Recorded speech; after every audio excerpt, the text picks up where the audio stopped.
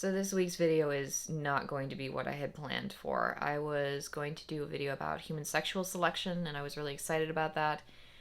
I don't have the energy. I just don't. I've started developing. I'm pretty sure I have GERD, and I get GERD in pregnancy when I am pregnant with a boy. I have never had GERD in a pregnancy where I was pregnant with a girl. Only in pregnancies where I was pregnant with boys, and so chances are this one's going to be a boy. So I'm excited about that. I was just at the doctor's like a week ago or so, and I was talking about how I hadn't had any GERD yet, so it was probably going to be a girl. And then like I started getting GERD like right after that. And the way I guess GERD is different for different people. For me, I just start coughing uncontrollably, and I assume that I'm sick with something or I have a cold or something, and so I just kind of weather it out, and it just gets worse and worse and worse, and usually it gets to the point where I can't sleep at night because every time I lie down I just start coughing uncontrollably. And I don't have many other symptoms than that. This time around, I'm pretty sure it's GERD because my entire mouth tastes like vomit all the time now, and I have to constantly be brushing my teeth because it all just tastes constantly like vomit. So we're working on that, but I'm pretty sure that's GERD. To compound that, everybody in my family got sick over Christmas holidays, and so my mother-in-law developed pneumonia in both lungs. My husband just today went to the doctor, and they gave him a prescription for steroids to cope with it. I've been sick too, and that's the reason that I've been kind of ignoring all the indications that this might be GERD, because I assumed that I just had the same thing that everybody else had. Like the kids have been coughing, I've been coughing, everybody's been coughing. Turns out that I've got the cough, and then on top of that I've got GERD.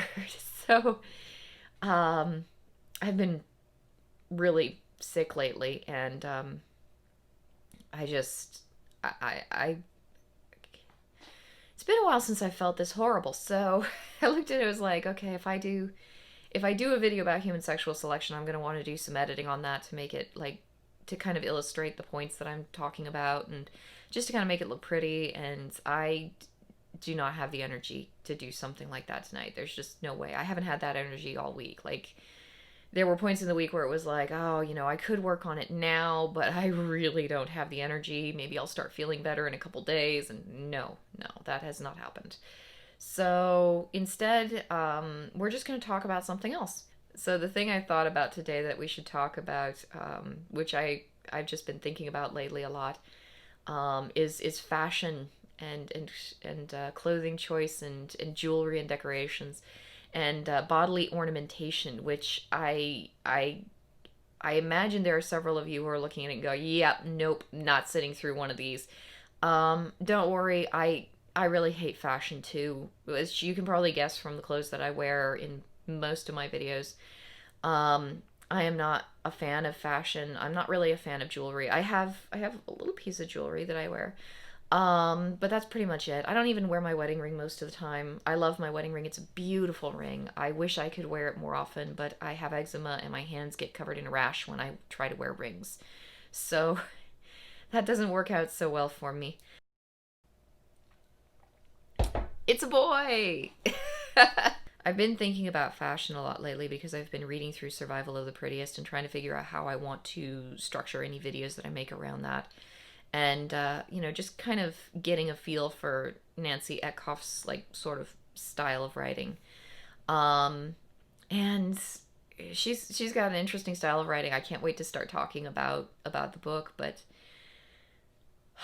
anyway, I'm reading about, bodily ornamentation and beauty and ideas about beauty and the kinds of things the lengths that people go to try and make themselves appear beautiful. And I've been doing most of my videos in the same tank top and hoodie combo that I wear all the time, that I have been wearing for years. Um, this Christmas, my very sweet and very caring mother-in-law gave me a gift card for $50 to a clothing store. The reason she did this is because every year for the last, well, as long as I've known her, she's given me a $50 in an envelope for, for a birthday or Christmas present. Just kind of, hey, have some money, spend some time, spend something on yourself, have some fun. And I always hoard the money. Like I always take it and hide it away and squirrel it away somewhere safe. And I've got a little teeny bank account. And it's like, yay! There's hardly any money in there. And I do that because it tends to make me feel just a little bit less impotent since I left my job. I have some money. If there's ever a rainy day, I can pull out my accumulated $50 over the last decade, and maybe that'll do something. Um, but yeah, I never spend it on myself, and it's finally gotten to the attention of people who know me. Obviously, my husband knows, and my mother-in-law has finally noticed, and a few other people have noticed. I never spend money on myself, like ever, and so my mother-in-law and my husband this year got together, and they were talking about how to give me a gift that I would actually spend money on myself. And so she gave me a $50 gift certificate to this store that she's fond of, which happens to be a clothing store. They've got some girly stuff. I guess they've got like throw pillows and a whole wide variety of hand sanitizers. Like, I never knew there were so many different brands of hand sanitizer in my life. I went through their online catalog, and I was looking at what to do with my $50 that I've acquired that I kind of have to spend because gift cards don't last forever, I don't think. And okay, so anyway, so I was looking at it, and it's like it's true that I probably need to spend more money on clothes than just what I have, because I've got, well, let's see, yeah, I've got these tank tops. I bought these in the men's section of the Walmart in a packet of, like, I think it was six for like $12. So that's about $2 a shirt. And they're all either gray or black. And I'm sure it looks like I wear the same outfit every single day, and it is the same style of outfit, but it's different shirts. Like, I change them out. Like, I'm not wearing dirty clothes all the time, but I've basically worn like either a gray or black hoodie, which I have multiples of those as well, and a tank top, like a wife beater, and I love it. I've been doing that for how many decades has it been now? Only about. It's not been 2 decades yet. It's been over a decade and a half, thereabouts. That's my clothing choice of it's perfect because I go out and I go outside to the chicken coop and I shovel chicken poop, and I'm wearing that outfit, and I get dirty and dusty and covered with little tiny granules of dusty chicken poo that float around in the air when you're shoveling it. And I take it all inside, and I peel it off, and I toss it in the wash, and I grab an identical pair of clothing and I put it on and continue to go about my day. And then one of the cats will puke on the floor, and I'll be cleaning that up. And then one of the kids will have a diaper blowout, and I'll clean that up. And I'll go about, I'll do the dishes, and I'll accidentally get like dirty dishwater like dropped on me, and it's okay. I just peel out of that pair of clothes. I grab an identical pair of clothes. I throw those on. Sometimes the shade is gray, sometimes the shade is black. It all kind of blends together, and it's just easy. And so I haven't thought about clothes. I haven't had the what to wear problem for the majority of the last 10 years. Every once in a while, if I'm dressing up for a date with my husband, or if I want to try and switch things up a little bit, you know, I mean, that happens sometimes, but basically this has been my outfit. Part of that is part of that is also because when I was an exotic dancer, it's all good and well to look really flashy and sexy on stage and wear really skimpy outfits on stage. That's kind of the idea. When you get off stage, like, I would see girls who would come into the strip club and they'd be dressed like super super slutty, and then they'd walk out of the strip club dressed super super slutty, and I just didn't understand it. When I walked into a strip club, I looked, it was more like one of the lesbian customers than anything else. And when I walked out of the strip club, I looked like, either I worked there as a waiter or I was one of the lesbian customers, and I probably didn't have $800 in my pocket. That was kind of the message I was trying to send. I definitely do not have $800 in my pocket right now. And if you mess with me, I might cut you. So That was kind of the message I was trying to give off with my clothing. Like, you do communicate through clothing. And that was what I was trying to communicate for years and years and years. Like, don't mess with me. I don't have anything you want. Leave me alone. It's baggy. It kind of hides a lot of curves. It hides a lot.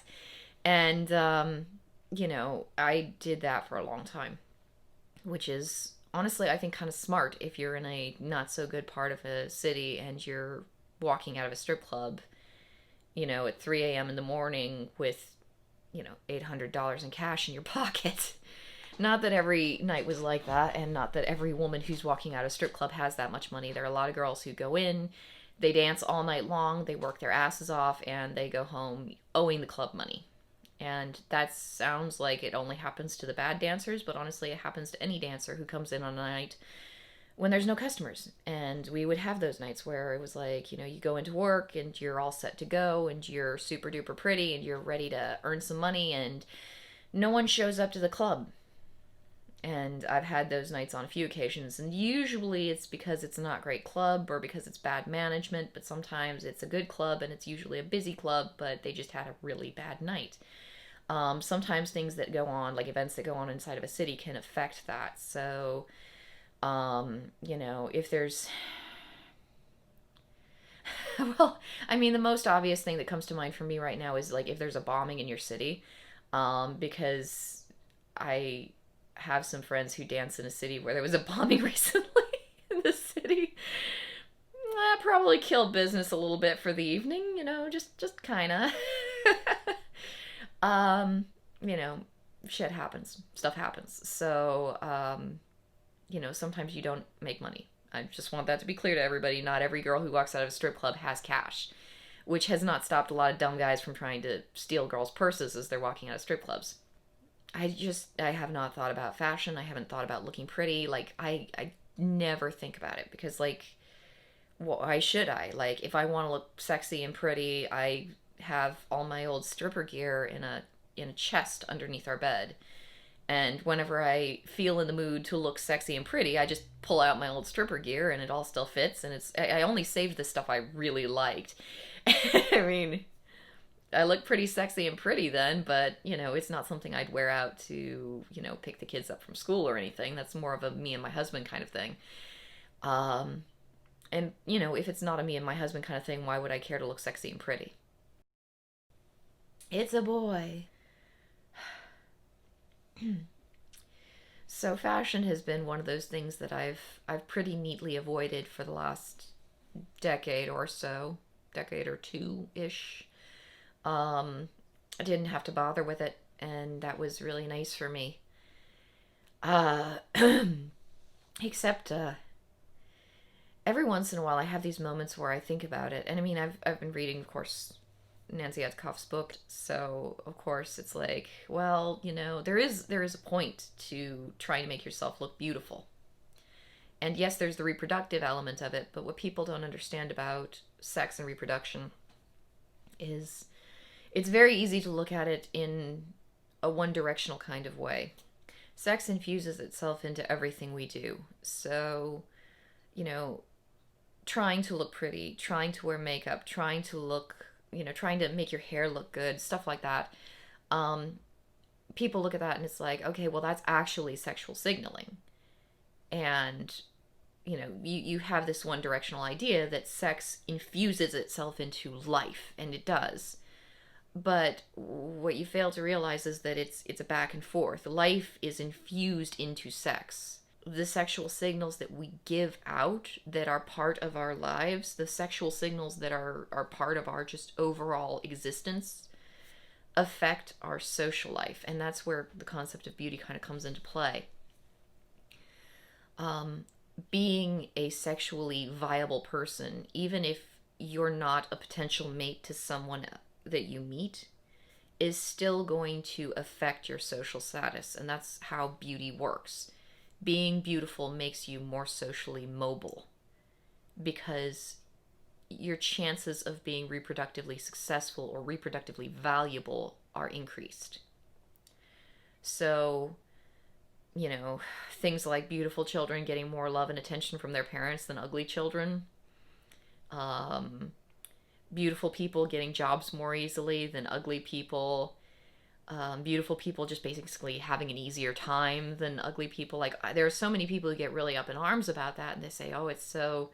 I don't think they use the word ableist. They probably have some sort of ist word for it, but basically, it's so unfair that beautiful people have an advantage, and it is unfair. But what I think people fail to realize is that the sexual element dictates so much of how our social framework works that we can't begin to comprehend it. A person's sexual value influences their social life experience more than they can begin to guess. And that's really kind of interesting. So, being beautiful, appearing sexually valuable, appearing sexually viable is it's an important part of interacting with humans as a social creature, because humans are highly social creatures. And so other people's sexual value means something. It's important. And on a very, very animalistic scale, if the members of my tribe are all sexually very viable, very healthy individuals, they're going to produce healthy, viable, sexually capable offspring, and their healthy, viable, sexually capable offspring can then mate with my own healthy, viable, sexually capable offspring to produce further sexually capable, viable, healthy offspring in future generations. So it's the things you do for others have a way of filtering back to you. If I keep my tribe or my clan or my little group of monkeys healthy, then it means that my own offspring is more likely to have a healthy group of monkeys to select from when they need their own mates. And it's a survival thing. Like, it boils down to survival. And I think that's how humans operate a lot more than they realize. And it's unfortunate in some ways because it's unfair. It's terribly unfair. But that's what it means to be human. We are social creatures, and we are incredibly survival oriented. And so beauty and ornamentation definitely play a role in human social interaction. That's what I've had my mind on lately. I really haven't had the energy or the mental fortitude to do anything more complicated than that. I've been coughing my lungs out, and hopefully once I get the GERD under control, the cough from the virus or whatever it is we have, it's not coronavirus. 2 members of my family have already gotten tested for COVID, and neither one of them has had it. It's just we're all sick because we're sick. Hopefully once that clears up, I'll start feeling like a human being again, and I'll be able to make a good video for you guys. I'll be able to make a good video for you guys that is a little bit more on subject than just talking about clothing and fashion choices. Right now I need to breathe, so I'm gonna call it a night, and I will talk to you guys later.